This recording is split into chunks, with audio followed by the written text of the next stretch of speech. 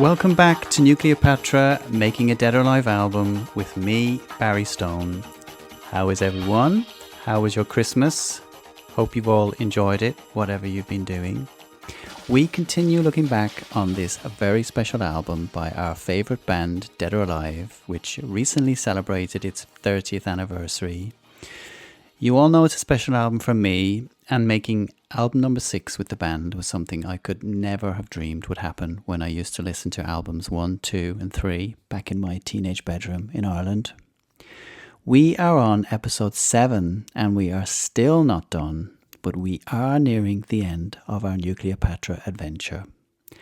In this episode, we're going to talk about how the album did around the world. Steve was such a force in making things happen and managed to secure multiple licensing deals for the album around the world, which is really no small feat. It takes a lot of perseverance for teams of people to do something like this. But he did it single-handedly, and today we're going to hear how it did in 2 of the territories Steve licensed it to, and that's Australia and America. But before we go travelling, we have one more song to discuss. It's the most streamed song on Spotify of any of the Nukleopatra titles, and that song is Sex Drive. Sex drive. It sees no gender or color, so let's get together and collide with each other. Sex drive. Oh, you know how it feels. Get out of my car and get under my wheel. Sex drive. Sex Drive is a song that started life as an instrumental written by Riccardo Persi, Elvio Morato, Riccardo Testoni and Davide Rizzatti, known collectively as Glam, who you may remember I mentioned way back in episode 1 when their massive club hit Hell's Party was a record I thought would make a great template for what a Dead or Alive record could sound like in 1993.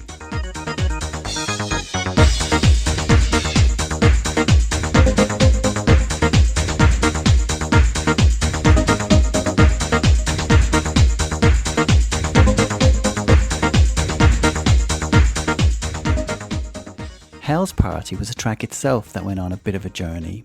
Released by Glam in 1992 and featuring the vocals of Africa Bambaataa, it was massive in the clubs when I first started venturing out on the scene. But in 1993, the track went mainstream when it was a major inspiration for urban cookie collectives The Key, The Secret. I got key, I got secret, I got key to walk another way. I got key.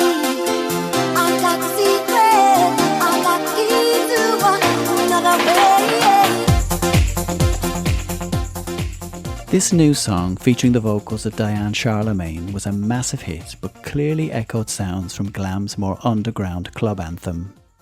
The 2 parties involved did eventually come to an arrangement, but Glam decided a follow-up was needed, and the idea was born to create a new single which they wanted to feature an iconic voice of the 1980s.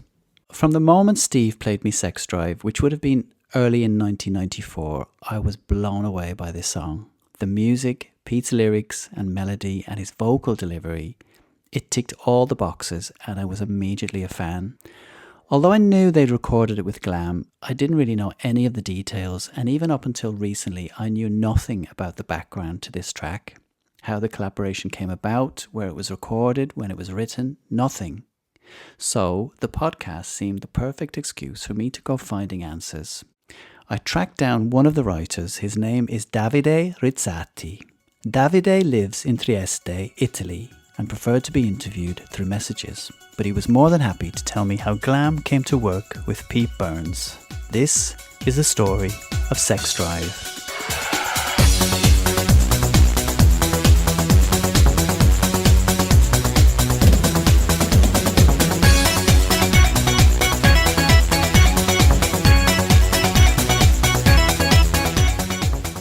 Glam started work on a follow-up to Hell's Party, The Key, The Secret, in late 1993. The demo was worked on at Davide's studio, the same studio in Trieste where he works today. The Glam Boys wrote and arranged the new track, and when it came to thinking about who would sing it, it was unanimous. They all had only one voice in mind, and it was Pete. Davide was a huge Dead or Alive fan and has all the albums in his collection. He started DJing in nightclubs in the early 80s when he was 12 years old, and when he first heard Dead or Alive, he went crazy. Pete had always been one of his favourite singers. His positive energy immediately struck me, Davide told me.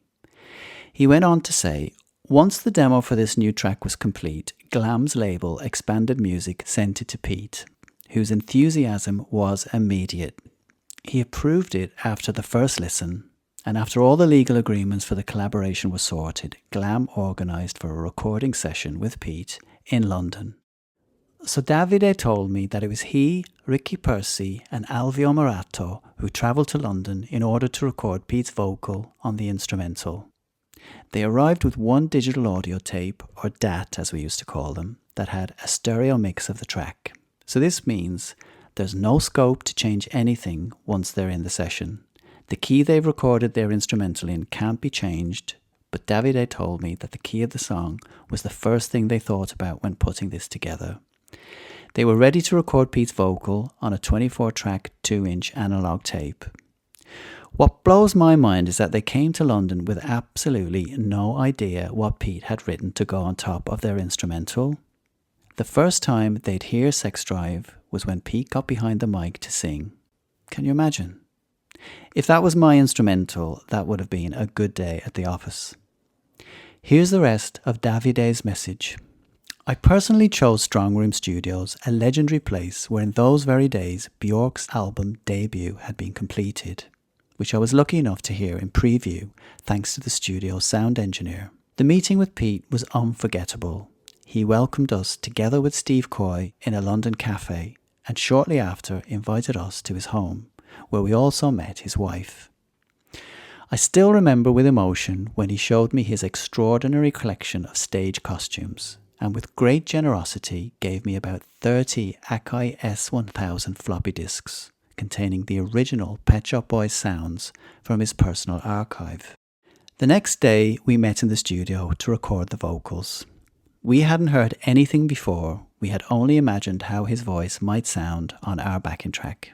When we created the instrumental bass, the key of the song was the first thing we thought about, but it's still a source of great pride today. Pete recorded 20 vocal tracks with unique precision and charisma. He gave us a truly wonderful gift by singing it, and it was an artistic experience of the highest level. French kisses, a thing of the past. We're too young to die, so we better live fast. The dying is easy, the urge is so hard. If you're looking for fun, then get into my car. The song is one of Pete's best, but like many of his compositions, it came quick and fast. In the last episode, Pat Geary told us about Pete putting off lyric writing to the last minute. Well, for Sex Drive, it was exactly the same. He told me that Sex Drive, he had no lyrics for Glam at all, and they were about to go in the studio, and he had nothing. And this shows how brilliant he was. He saw somebody wearing a Benetton t-shirt that said, "Love Sees No Color." And he wrote that whole thing right off the hoof just from that. And the lyrics of that are so clever and so inventive. So it showed when he really had pressure on him, he could deliver. But he resisted the pressure. The Glam Boys took the vocals they'd recorded in London back to Davide's scientific studios in Trieste and set about finishing the track. It came out in Italy a few months later, and in June 1994, Pete, Lynn and Steve arrived in Italy to promote the single. In Davide's message he told me, "We participated together in the historic event Un Disco per l'Estate, a record for the summer, broadcast on Rai Uno from Riccione. It was a magical moment, the crowning achievement of a unique collaboration with a charismatic, innovative and deeply human artist." The performance Davide mentioned for fans of Pete has indeed gone down in the history books as being iconic. Pete never looked better and walked onto a huge stage which was set on Riccione Beach to perform the brand new song. I asked Lynn about that day. So one of my favourite performances from this era is when Pete did Sex Drive on I think it was an Italian TV show. Yeah, on the beach in the blue and white suit. Yes, you were there. Yeah, he looked incredible. Can you remember anything about that? I just remember trying to get him across the beach in those shoes. Sand. Yeah. You know, the Westwood, Yeah. there must have been like 12-inch heels. Shit. Yeah. But he performed in those heels. I don't know how he did it. Wow. And that was just a quick trip that we went Yeah. there. But it looked... That was good, yeah, yes. It was such a massive stage. Just Yeah. it looked amazing. Yes, I agree. One of his finest looks as well. Towards the end of 1994, when I thought we had pretty much finished the album, Steve told me he wanted us to re-record Sex Drive. I was no longer working for PWL at this point, but was really happy to go back in January 1995 to record what would be the last track we'd record for the Nukleopatra album.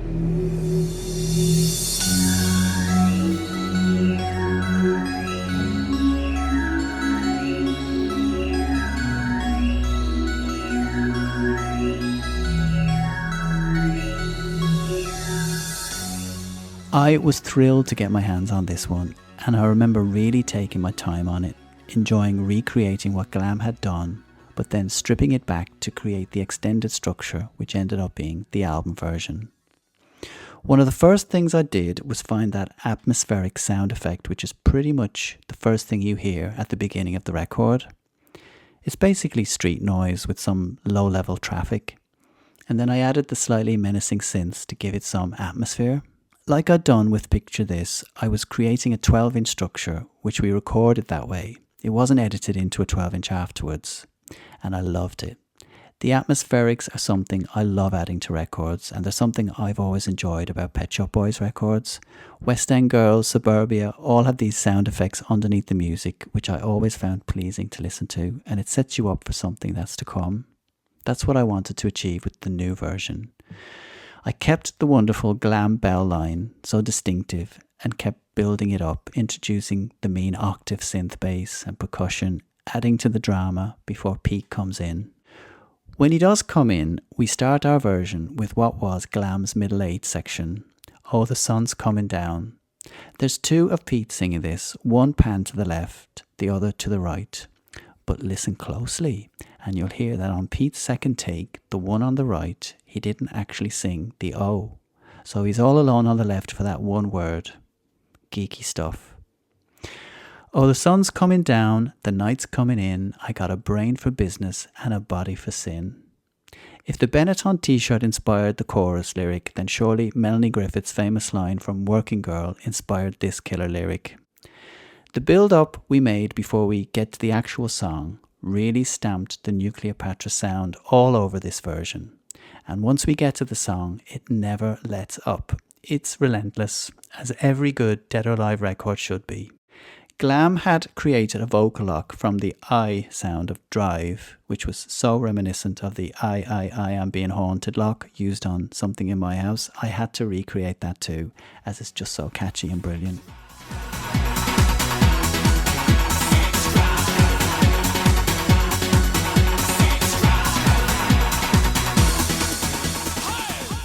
This track is one of the ones I'm most proud of on the album. It was the last thing we recorded, so by now I'm much more confident in what I'm doing. And as far as I remember, the boys just pretty much let me loose on it. Like I say, I had great fun creating this 12-inch arrangement, a big slow build-up and a nice atmospheric wind down at the end with what sounds like a mean engine driving off into the distance. Does it crash at the end? Who knows? Alongside Nukleopatra, this track was a real crowd pleaser whenever the band would play around the world promoting the album. And Dean Bright remembers this as being the other highlight of the shows. It's another one of those songs where the writing is so concise. And to me, it's like a perfect pop song with the lyrics and the chorus and the drive of the meaning and the double entendre, the wit. Pete's character comes across very well in it, very strongly.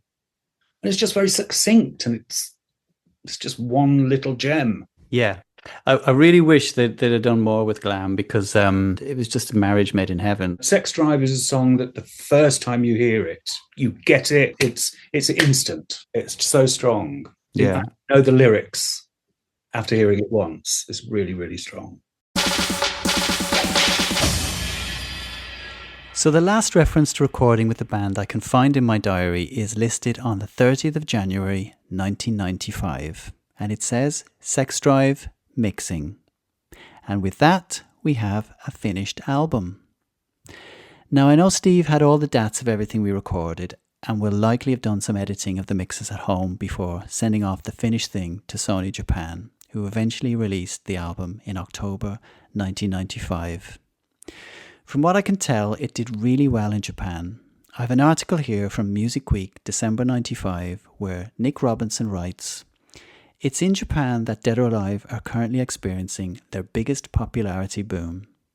Their latest album, Nukleopatra, which is a Japan-only release on the Epic Sony label, has sold 500,000 copies since its release in October." So it was really well received in the market the boys were still really popular in. But what about the rest of the world? Dead or Alive were at this point without a home, and it was down to one man to make sure this album didn't disappear without a trace. And that man was Steve. Steve made so much happen that otherwise never would have happened. He banged on doors and made sure this album didn't get lost. The first territory that took to Nukleopatra outside of Japan was Australia, where it was released in 1996 on the Sony Dancepool label. I knew the album had done really well for the boys down under, not least because they travelled there many times throughout this period. But I wanted to find out just how well it had done, and I knew just the person to ask. Matthew Denby, who I first met when I was invited as a guest on the podcast A Journey Through Stock Aitken Waterman. Matthew and his co-host Gavin Scott did a phenomenal job in telling the story of Saw, and obviously part of that story included the records they made with Dead or Alive. Both Matthew and Gavin are based in Australia, and as Matthew is also a huge Dead or Alive fan, he was just the man to ask about how Nukleopatra was received down under when it came out in 1996. Welcome, Matthew Denby. It's great to be here, Barry the Viking Stone. For those of you listening who don't know Matthew was one of the hosts of a fantastic podcast called A Journey Through Stock Aitken Waterman. Matthew, do you want to explain the podcast to people who don't know what that one is? Yeah, we went through chronologically and did every single UK single released by Stock Aitken and Waterman. And we ran over about 4 years doing that. It was a lot of fun. We did a lot of interviews with all people from PWL, pop stars, people from behind the scenes. Barry, you were there when we talked about Dead or Alive, because me being a massive Dead or Alive fan, I wanted to be as thorough as possible. And when we did cover off on Dead or Alive in the later part of their career, I did want to give Nukleopatra a good go. And of course, Barry, you were the one to speak to. Yes, we went through as much as I could remember about the album in that episode, but also what I loved, apart from being really excited about those feelings that I had for Stock Aitken Waterman coming back again when I was listening to the podcast, I couldn't get enough of it. I loved how Matthew would try and shoehorn Dead or Alive into every single episode, even when Dead or Alive weren't required. You were getting it in there. I love that. Well, they were like the driving engine of my love of Saw, really. I mean, they were my first great love in the Saw universe. And I could see their fingerprints all through Saw's career, up to the much more sort of mass market, huge mega acts like Kylie Minogue. You could see little DNA traces of Dead or Alive all through her hits, and I just wanted to make sure that the wider public out there knew that and understood that. So I wanted to sort of draw the family tree and help people understand. So anybody who hasn't heard it, you don't have to wait. It's all there to be listened to. But we're here today to talk about Nukleopatra. I've talked about already that Steve was licensing the album to different territories all around the world, some more successfully than others, but two territories where the album seemed to be well received were America and Australia. So I wanted Matthew's perspective on how the band were received and what was going on with the Nukleopatra campaign down under. Yeah, well, I guess a bit of background is that Dead or Alive were always very popular in Australia. And Pete, when he came down to promote Nukleopatra, expressed more than once how amazed he was to learn how big they were here, because he says, at the height of their commercial success, that they were never informed. Nobody ever told them how big Dead or Alive were here. And just to give you a sense of that, the Nude album did quite well here. The local label managed to chart both of the major singles from that in Australia in the charts, whereas, back home in the UK, neither made the top 40. So they always had this popularity. And of course, when Fan the Flame came out, they didn't come out in Australia. So there was a big gap, and it was mostly pre-internet. So fans like I didn't really know what was going on until the glam single Sex Drive came out. And that was a major underground dance hit here. Like, it was all over the dance station, radio stations. How long before the Nukleopatra album came out in Australia did the Sex Drive Glam single come out? I'm remembering it in 1995, because that's when I was studying journalism in Melbourne, and that's like the peak. I was going out clubbing a lot, and they used to play it constantly at the big gay club in Melbourne. Yeah. And the sort of community dance radio station would play it. It was very highly playlisted, and I always remembered it as being a massive hit because it was just played constantly. But when I went to look at the chart position, it never charted. And I said, Gavin was working in retail, and I said, Gavin, that really makes no sense to me, because it was played. It was a massive dance club hit, and it was played constantly. And he says, we sold a shit ton of that record. People were coming constantly buying it. So it was just like an underground hit that went on and on and on and on, which I loved. Oh, Pete Burns is back. It's just reinvigorated my love of Dead or Alive. And then I was just shocked when this remix of You Spin Me Round came out, which was the local Australian 96 Sugar Pumpers remix, which to this day remains my favourite ever remix of that song. And that actually charted in the top 40 in Australia. So off they were going, and there are obviously some big fans of Dead or Alive in the local label, because they decided to license the album in Australia. First country outside of Japan, I believe. Gave it a total repackage, all new sleeve, everything. It's actually my favourite sleeve of all the Nukleopatra issues. And videos were made. So there were 2 singles. There was You Spin Me Round and the re-recorded version of Sex Drive. And there was massive, massive marketing and promotion. The band came down, did multiple trips to Australia. They did 2 separate tours of Australia to support this album. They did huge amount of media, loads of TV. They even did in-store record signings. So they threw everything at it. And the team at the record label was so enthusiastic. They just put everything behind it, and they managed to chart the album here. So it was really good. And some of the happiest memories that I have of the mid-90s was that era, living in Melbourne at the time and being in amongst it. So Dancepool Columbia was still part of Sony, wasn't it? Yeah, and my understanding was that it was the initiative of the local team at Dancepool in Australia that they sought this out, and they made an approach. And because they were obviously fans. And as a bit of a background, I distinctly remember when Nukleopatra came out in Japan, one of the local community dance music stations actually ran a big feature on it. So that gives you a sense that, there was, even in those days of imports, there was considerable interest in the record and in the band, at least amongst hardcore dance and pop fans in Australia, enough to get an import album featured on a radio station. And I believe that, the fans within the record company were so enthusiastic about this, and they went to the guys even with the suggestion of, the marketing trick of putting a new version of Spin Me on the album. And I know Pete said at the time, no way, we're not interested. And then they gave it to them, and he was like, wow, yeah, I really like this. And I can see why, because it wasn't just, a little tinkering or a little bit of mid-90s pixie dust sprinkled on it. It was a completely new backing track, and slightly rearranging the vocals and everything. It sounded incredibly contemporary, and it did the business.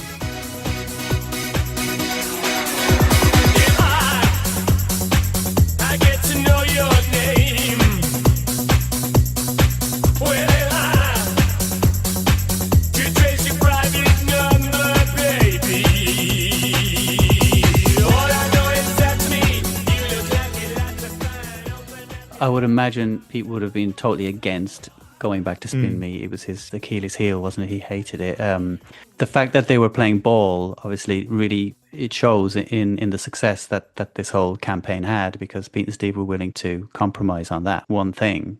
And obviously the label knew what was going to work. And it did.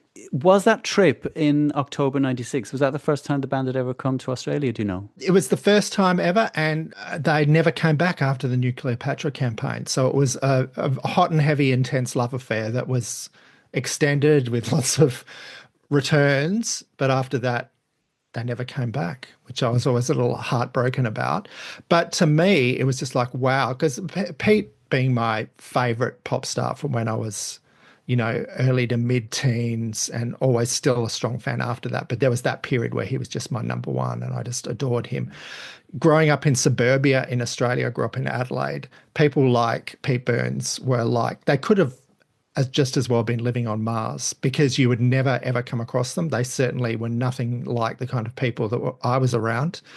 And so when I personally saw him, I was just standing on the street in Melbourne outside the Virgin Megastore when he was about to do the signing, and the record company minivan pulled up.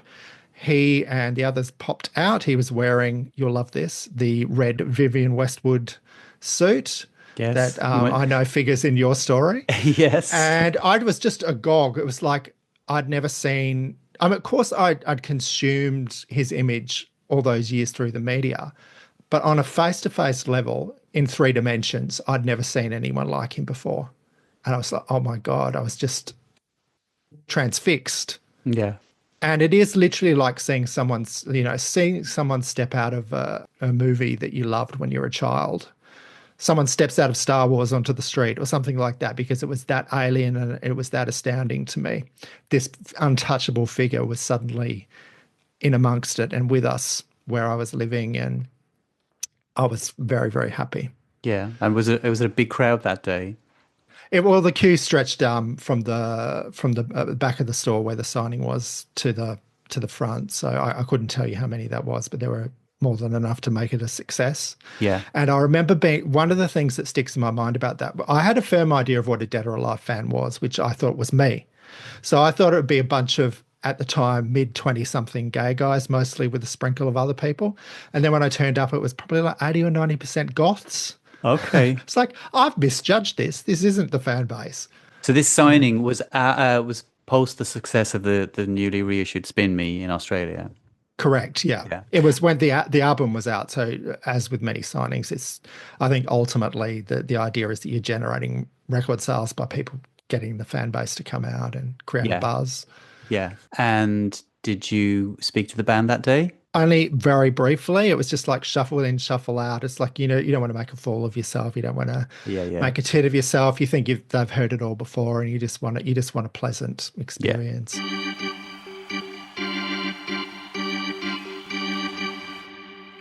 Listening to Matthew's record store signing experience, I had to share a story of another record signing, also in Australia.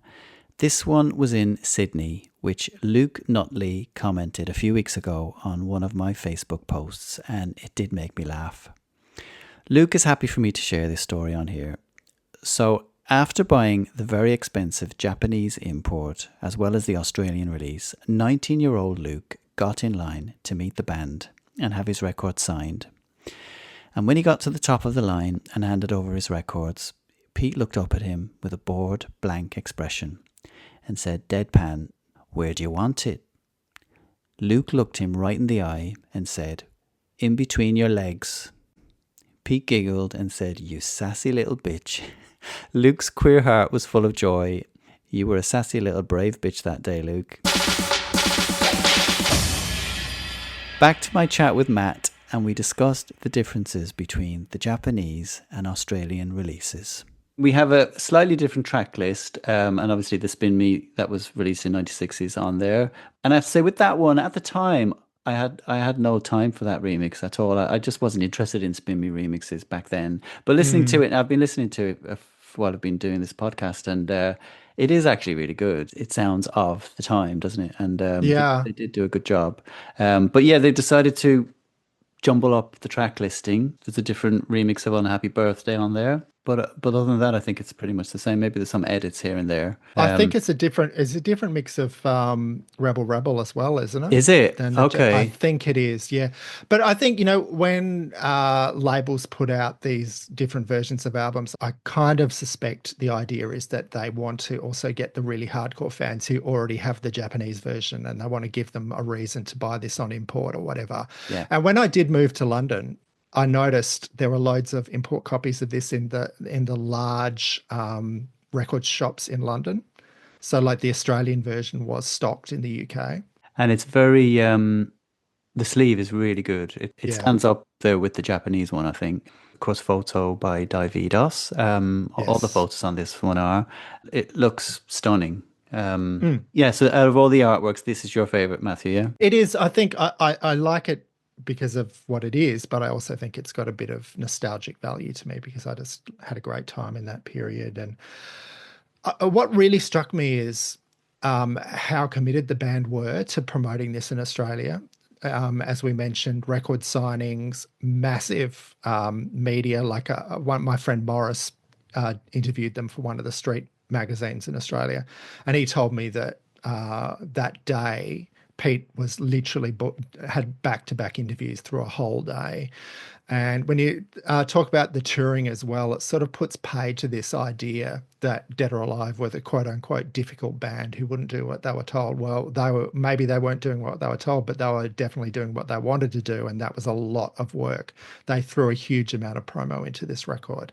And I sort of wonder, were they hoping that by launching this and having a big result in an English-speaking country outside Japan, whether the other Sony territories might look at it and say, yeah, well, we'll release it as well or whatever. But what definitely did happen is that the Australian release did lead directly to the US release, because I remember one of the senior execs from Cleopatra Records saying in an interview that he was just flicking through the import section at his local store, found a copy of the Australian album, loved it, and then sent off a letter to the snail mail address for the management, which is in the sleeve, and begging to license the record, and how anxious he was waiting to get an answer back in those pre-email days, waiting to get an answer back, and then was ecstatic when they ultimately got the US licensing. And then there was a whole US release, US tour, US promo. He was on the RuPaul show, all that sort of stuff. So from one thing did come another. Wow, I had not heard that story before about the Cleopatra label boss finding an import copy of Nukleopatra in a store and then writing a good old-fashioned letter to the address included on the sleeve to see if he could license the album for America. Brian Perera is the head of Cleopatra Records and confirmed everything Matthew said is totally spot on. I caught up with Brian, who worked really closely with Steve on the American release of Nukleopatra, which came out in 1998, to hear his memories of working with the band.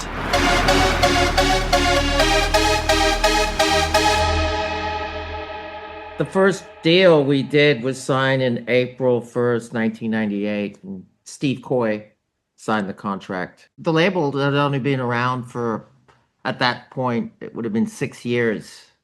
So we had started to grow quite a bit. And I was a big fan of Pete Burns and Steve, what they did with Dead or Alive over the years. Oh, you were? So yeah, I was going to ask that. So when did you first become aware of Dead or Alive? Oh, I mean, it was back in the, in the 80s, in the MTV days. I mean, you couldn't escape Dead or Alive. Yeah. Yeah, it was everywhere. So yeah, so tell us the story of how Cleopatra Records came to put this album out. I think I was at Tower Records. It was an import version of the CD. So I used to look on the back of the covers to see, sometimes these labels would have contact information on the back, like even sometimes a fax machine. So some of my A&R was actually in the record shop, because it was a big separation back then before, the internet came around, obviously, that you actually had to go out there and drive around and see what's out there. You couldn't sit at home and discover the world. So I went to import shops. I always was looking for what bands were hot that didn't have a domestic deal. and then I would go and do a licensing deal. Did the fact that the album title had your record label's title within the name, did that have any impact on your decision? No, I would have done it anyway, but it kind of just, it strengthened the reason why. Yeah. And so you see the contact information. So you actually wrote a physical letter? Wrote a physical letter and got a response. I believe it was from Steve. And then we negotiated the deal. And next thing you know, he's telling me, showing me the artwork that he wants. Because Steve kind of thought like us, like he thought of collectors buying the record. It wasn't just everything had to be the same. So Steve actually was pretty creative, creating a track listing for our album, which was different than all the other countries that had released it.